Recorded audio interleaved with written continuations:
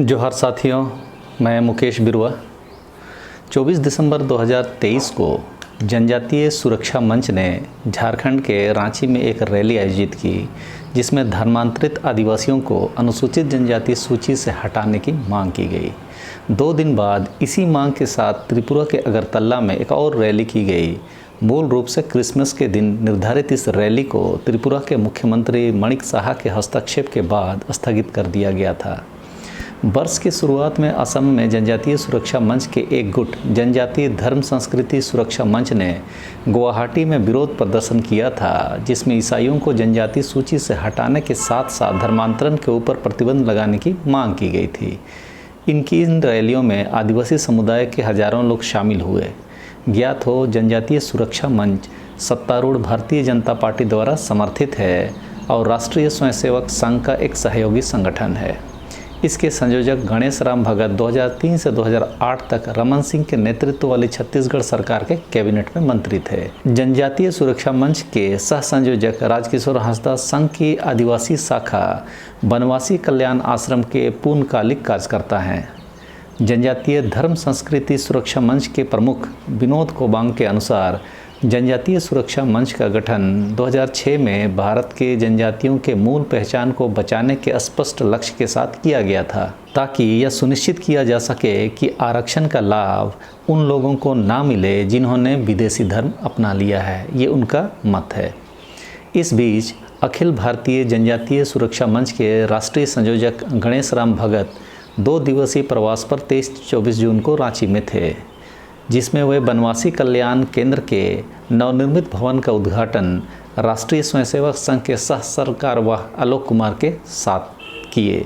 अनगढ़ा प्रखंड एवं नगड़ी प्रखंड के विभिन्न कार्यक्रम में भी वे शामिल हुए। झारखंड में पिछले कुछ वर्षों से श्री भगत के नेतृत्व में ही राज्य में राजनीतिक माहौल को धर्मांतरण के इर्द गिर्द और डीलिस्टिंग के मुद्दे पर गर्म किया जा रहा है।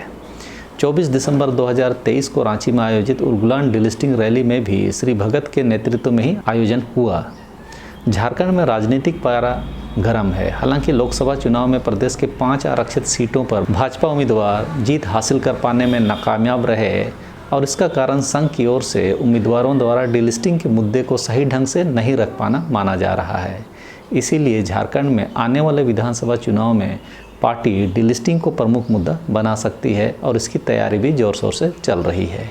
यही कारण है कि राज्य में हिंदुत्व के दबंग नेता असम के मुख्यमंत्री हिमंता बिस्वा शर्मा और केंद्रीय कृषि मंत्री शिवराज सिंह चौहान को भाजपा का झारखंड प्रभारी बनाया गया है। बीजेपी नवंबर में होने वाले झारखंड विधानसभा चुनाव में इन मुद्दों को प्रमुखता से जगह देगी, ऐसा प्लॉट तैयार किया जा रहा है। श्री भगत पिछले 15 वर्षों से लगातार छत्तीसगढ़ प्रदेश में डीलिस्टिंग का आंदोलन चलाने का काम कर रहे हैं। छत्तीसगढ़ में लोकसभा और विधानसभा में भाजपा की सरकार आई तो जनजातीय सुरक्षा मंच की ओर से चलाए जा रहे अभियान का ये प्रतिफल लोग मान रहे हैं। अब झारखंड में विधानसभा चुनाव से पूर्व मंच के द्वारा झारखंड के गाँवों में डीलिस्टिंग के विषय को लेकर जाने और इसके फायदे बताने का अभियान चलाया जा रहा है। गांव-गांव में पोस्ट कार्ड अभियान चलाया जा रहा है। आने वाले समय में देश भर से लाखों की संख्या में दिल्ली लोगों को ले जाने की बात की जा रही है और जंतर मंतर में प्रदर्शन करने की योजना मंच के द्वारा बताई गई है। श्री भगत ने रांची में कहा कि आदिवासी वास्तव में हिंदू हैं। इतना ही नहीं, गणेश राम भगत ने तो रांची अनगढ़ा क्षेत्र में गाँव इलाके में डीलिस्टिंग का प्रचार के दौरान अभी भी यह भी कहा कि झारखंड के आदिवासी समाज को लाल और सफ़ेद झंडा का त्याग करना चाहिए। ये जनजातीय सुरक्षा मंच के राष्ट्रीय संयोजक हैं और छत्तीसगढ़ के पूर्व मंत्री हैं। उन्होंने आगे कहा कि आदिवासी समाज इस झंडा को लगाना बंद करे और घर पर हनुमान का झंडा और सफ़ेद झंडा लगाएं, क्योंकि सभी आदिवासी सनातन हिंदू धर्म संस्कृति से जुड़े हुए हैं। छत्तीसगढ़ के वो आदिवासी हैं जहां वे लोग 90% से अधिक अपने को हिंदू जनगणना 2011 में लिखवाए हैं और ये हिंदू आदिवासी लोग झारखंड के हम आदिवासियों को सलाह दे रहे हैं कि हनुमान झंडा लगाना चाहिए। हद है। जबकि हम सबको पता है कि आदिवासी हिंदू नहीं हैं। एक बार आप बोल लीजिए, 2 बार बोल लीजिए, 1000 बार बोल लीजिए, लेकिन हम आदिवासी हिंदू हो ही नहीं सकते। आप मेरा यह वीडियो देख लीजिए। मेरा तो यह भी कहना है कि गणेश राम भगत जी को भी कभी मौका मिले तो इस वीडियो को दिखा देना चाहिए। यदि इसके तर्कों का उनके पास जवाब नहीं है तो यह सब काम उन्हें छोड़ देना चाहिए। यह ऐतिहासिक सच्चाई है कि हिंदू धर्म भी एक विदेशी धर्म है और आदिवासी हिंदू नहीं हैं, क्योंकि आदिवासी इस देश के मूल निवासी हैं, ना कि हिंदू की तरह विदेशी हैं।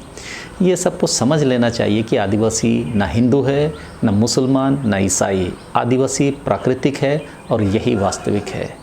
जनजातीय सुरक्षा मंच ने पिछले कुछ वर्षों में मध्य और पूर्वोत्तर भारत के आदिवासी और आदिवासी बहुल जिलों में कई रैलियों और सार्वजनिक बैठकों के साथ अपनी गतिविधियों को बढ़ाया है।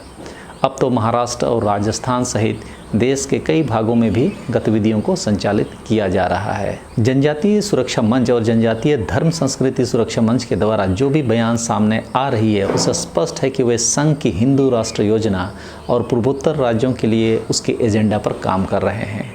दशकों से पूर्वोत्तर में संघ और उसके विभिन्न संगठनों के कार्यकर्ताओं ने जनजातीय परंपरा में विश्वास रखने वालों को हिंदू धर्म में शामिल करने और अन्य धार्मिक समुदायों में धर्मांतरण का विरोध करने के लगातार प्रयास किए हैं, जबकि धर्मांतरित आदिवासियों को सूची से हटाने की मांग 60 के दशक से ही चली आ रही है। जब से जनजातीय सुरक्षा मंच का गठन हुआ है, तब से इस मुद्दे को उठाने में यह संगठन सबसे आगे रहा है। जनजातीय सुरक्षा मंच की रैलियां और अभियान असम में जोर शोर से चल रही है। इंडियन एक्सप्रेस की एक रिपोर्ट के अनुसार जनजातीय सुरक्षा मंच छत्तीसगढ़ में धर्मांतरित आदिवासियों के लिए आरएसएस से जुड़े धर्म जागरण समिति के घर वापसी अभियान की तरह ही काम करती है। इन सारी पहलों का मूल लक्ष्य यही रहा है कि स्थानीय रीति रिवाजों के अनुसार चीज़ों को संशोधित किया जाए, जातीय आधार पर नहीं बल्कि धार्मिक आधार पर आदिवासी समुदाय की पहचान को परिभाषित करना है। ये लोग हिंदू धर्म को स्वदेशी धर्म के रूप में स्थापित करने और ईसाई धर्म और अन्य धर्म को विदेशी के रूप में उजागर करते हुए आरएसएस के बड़े बहुसंख्यकवादी एजेंडे को पूरा करते हैं। संघ दो स्पष्ट परिणामों को हासिल करने के लिए काम कर रही है। पहला तो उन आदिवासियों की पहचान करना जो हिंदुओं की तरह कई जीववादी विश्वास प्रणालियों का पालन करते हैं, और दूसरा एसटी स्टेटस को परिभाषित करने के लिए धर्म को एक पैरामीटर के रूप में स्थापित करना। और उनकी रैलियों में आप अगर देखेंगे तो हिंदू आदिवासी ही शामिल होते हैं। जो हिंदू आदिवासी नहीं होते हैं वे लोग इन रैलियों से दूर रहते हैं, और संघ के ये अनुषंगिक इकाइयाँ अनुसूचित जनजाति को धर्म के पैरामीटर से परिभाषित करने में लगे हुए हैं। अगरतला रैली से एक दिन पहले असम में माजुली के नदी द्वीप पर एक साथ 2 प्रोग्राम हुए। जब माजुली में विभिन्न चर्चों में क्रिसमस उत्सव मनाया जा रहा था, तब एक स्वधर्म सुरक्षा दिवस कट्टर हिंदूवादी गृहश्रमी सत्र और असम के विश्व हिंदू महासंघ द्वारा सत्राधिकार जनार्दन देव गोस्वामी के नेतृत्व में आयोजित किया गया था। गोस्वामी असम में कई वैष्णव मठों के मुख्य पुजारी हैं। वर्षों से गोस्वामी, जो वैचारिक रूप से आरएसएस से जुड़े हैं, माजुली और शेष असम में मिसिंग समुदाय के बीच धर्मांतरण, विशेष रूप से ईसाई धर्म के खिलाफ अभियान चला रहे हैं। आरएसएस प्रमुख मोहन भागवत ने भी उत्तर कमलाबारी में आयोजित एक कार्यक्रम के लिए माजुली का दौरा किया था, जिसमें असम और पूर्वोत्तर राज्यों के विभिन्न धार्मिक संस्थानों और संप्रदायों के नेताओं ने भाग लिया था। 25 दिसंबर 2021 को गोस्वामी और विश्व हिंदू महासंघ ने माजुली में क्रिसमस समारोह का विरोध करने के लिए माजुली के जैन ग्रेमुख में शिव मंदिर के सामने भागवत पाठ आयोजित किया था। पाठ के दौरान उन्होंने और विश्व हिंदू महासंघ ने पाठ में भाग लेने वाले आदिवासियों को भागवत गीता की प्रतियां और एक तुलसी का पौधा वितरित किया था। इस कार्यक्रम में धर्मांतरण के खिलाफ भी भाषण दिए थे। तो यह सब काम हेमंता बिस्वा शर्मा जी असम क्षेत्र में करवा रहे हैं, और इसी योग्यता के कारण उन्हें झारखंड में विधानसभा चुनाव में द्वेष फैलाने के लिए सह प्रभारी बनाया गया है। बाकी आप जितना समझ जाएं शायद कम ही होगा, लेकिन तथ्य यह भी है कि आदिवासियों और आदिवासी समुदायों ने कभी भी खुद को हिंदू नहीं माना। जनजातीय समुदायों ने हमेशा जनगणना के दौरान उन पर थोपे गए हिंदू टैग का विरोध किया है। उनका मानना है कि वो एक गलत वर्गीकरण का शिकार हुए हैं, क्योंकि जीववादी धर्मों के लिए कोई श्रेणी नहीं है। सभी आदिवासियों को या तो हिंदू या अन्य के रूप में गिना जाता है। आदिवासी समुदाय इसका विरोध कर रहे हैं और 5 राज्यों झारखंड, उड़ीसा, बिहार, असम और पश्चिम बंगाल के आदिवासियों ने मांग की है कि वे सरना धर्म को जनगणना सारणी में रखा जाए ताकि वो अपनी गणना करवा सकें। 2021 के विधानसभा चुनाव में बीजेपी ने घोषणा पत्र में असम को ज़्यादा सिविलाइज्ड करने की बात कही थी और उसके तहत हिमंता बिस्वा शर्मा ने 17 भूमि रिकवरी टास्क फोर्स इसकी स्थापना की। फिर बीजेपी ने असम में लव जिहाद और भूमि जिहाद से निपटने के नाम पर 5 फरवरी 2022 को बारपेटा जिले के 37 परिवारों को बेदखल कर दिया गया था।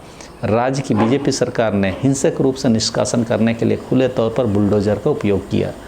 विभिन्न बेदखली अभियानों से विस्थापित हुए लोगों में से अधिकांश बंगाली मूल के मुसलमान और करबी आदिवासी यानी कि जिसे ट्राइब बोलते हैं, मिसिंग और तिवास जैसे आदिवासी समुदाय थे। ये मैं इसीलिए बता दे रहा हूँ कि असम के मुख्यमंत्री हिमंता बिस्वा शर्मा जो कट्टर हिंदुत्व के पोस्टर बॉय हैं, यहाँ भी वही गतिविधि दिखाने की कोशिश करेंगे तो झारखंड के लोगों को यह पहले ही समझ लेना चाहिए। जनजातीय धर्म संस्कृति सुरक्षा मंच के प्रमुख कुबांग ने अपनी मुख्य मांगों के समर्थन में कहा है कि अनुच्छेद 342 को एसटी के लिए संशोधन किया जाना चाहिए और उसे अनुच्छेद 341 जो कहता है कि यदि कोई एससी व्यक्ति किसी अन्य धर्म में परिवर्तित हो जाता है तो उसे एससी आरक्षण की सुविधा नहीं दी जाएगी के आधार पर किया जाना चाहिए। आदिवासियों को अनुच्छेद 342 के तहत ही राष्ट्रपति राज्य के राज्यपाल के परामर्श से अनुसूचित जनजाति का दर्जा देती है। इन 2 अनुच्छेदों में एक चीज़ अनुच्छेद 341 और अनुच्छेद 342 को अलग करती है, वो है धर्म का पैरामीटर।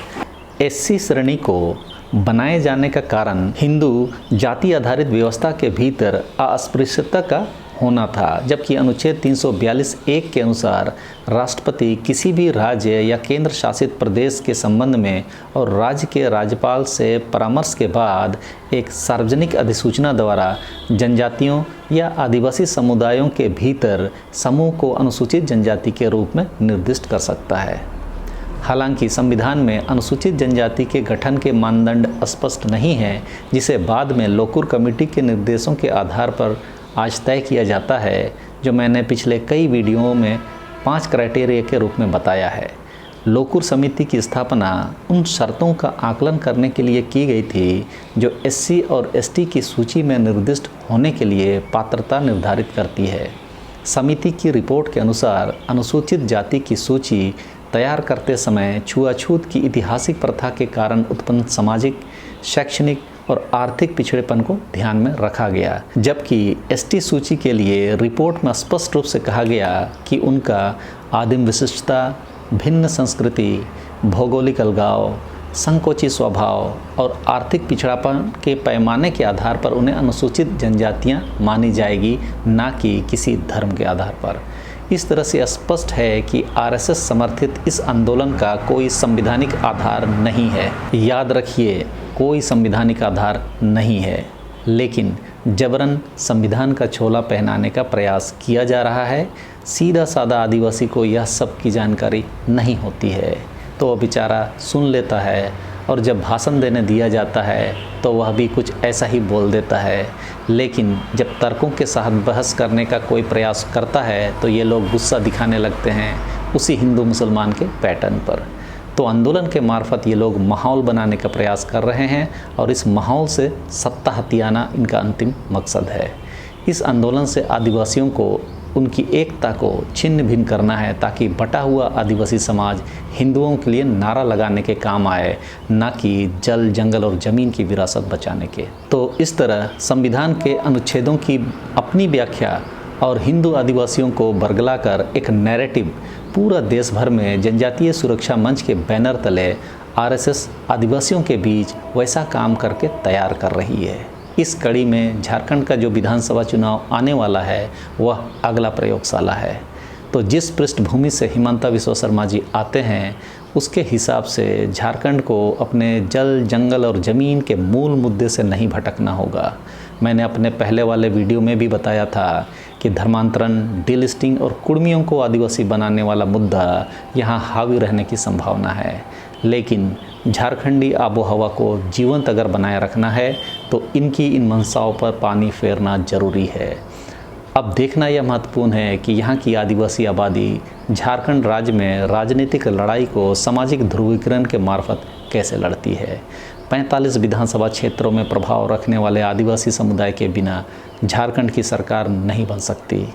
अपनी ताकत का एहसास अगर आदिवासियों को हो गया तो वे गोलबंद हो करके अपने उसूलों पर, अपने मुद्दों पर ऐसे विभाजनकारी ताकतों को मुंह तोड़ जवाब दे सकेंगे। चलिए, मैंने इस वीडियो में जनजातीय सुरक्षा मंच, जनजातीय धर्म संस्कृति सुरक्षा मंच और हिमंता बिस्वा शर्मा की गतिविधियों को ट्रैक करने का कोशिश किया और आने वाले समय में उनके संभावित गतिविधियों की ओर आपका ध्यान आकृष्ट करने का प्रयास भी। जागरूकता ही सुरक्षा है, जागरूकता ही जल, जंगल और ज़मीन की रक्षा है। यही समझ के और सोच के आपको हमको संयम से काम लेना है और लोगों के उकसावे में नहीं आना है। तो चलिए, इस वीडियो में तो इतना ही। फिर मिलते हैं अगले वीडियो में। सबों को धन्यवाद। जोहार।